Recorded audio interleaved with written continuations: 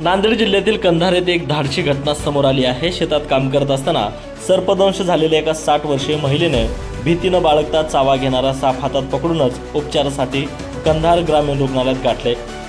या घटनेने रुग्णालयातील डॉक्टर, कर्मचारी आणि उपस्थित नागरिकही काही काळ अवाकच झाले।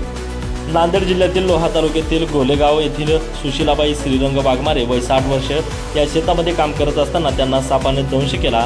विशेष म्हणजे दंश केल्यानंतरही साप त्यांच्या अंगाला गुंडाळून बसला होता। मात्र प्रसंगावधान राखत सुशीलाबाईंनी धाडसाने सापाला पकडून ठेवले आणि तातडीने कंधार येथील ग्रामीण रुग्णालय गाठले। उपचारासाठी आलेल्या महिलेच्या हातात साप पाहून रुग्णालयातील डॉक्टर, कर्मचारी आणि नागरिक काही काळ आश्चर्यचकित झाले। रुग्णालयात सुशीलाबाई यांच्यावर तातडीने उपचार करण्यात आले। सध्या त्यांची प्रकृती स्थिर असून पुढील वैद्यकीय उपचार सुरू असल्याची माहिती डॉक्टरांनी दिली। चारुदत्त चौधरी, एकमत डिजिटल, नांदेड। तुमच्यासारख्या अनेक महिला शेतामध्ये काम करत असतात। तुम्ही आज जे साप धरून आले, एवढं धाडस दाखवले तुम्ही, इतर महिलांना तुम्ही काय सांगणार आहेत? असं जर त्या ठिकाणी साप आला तर त्यांना आव्हान काय करणार? इतर महिला डर होत्या, आम्ही डर नाही होत। त्यांना आव्हान काय करणार आहे? जर साप ज्यावेळेस चावला त्यावेळेस तुम्ही घेऊन या असं काय सांगणार आहे? चावलं तर बी मी घाबरलो नाही, बोट तोंडातून काढलो, सरप राहू ना धामीन राहू।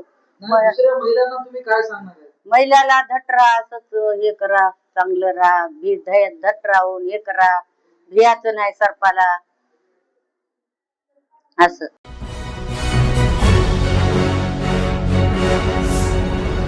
Thanks for watching Ekmat Digital.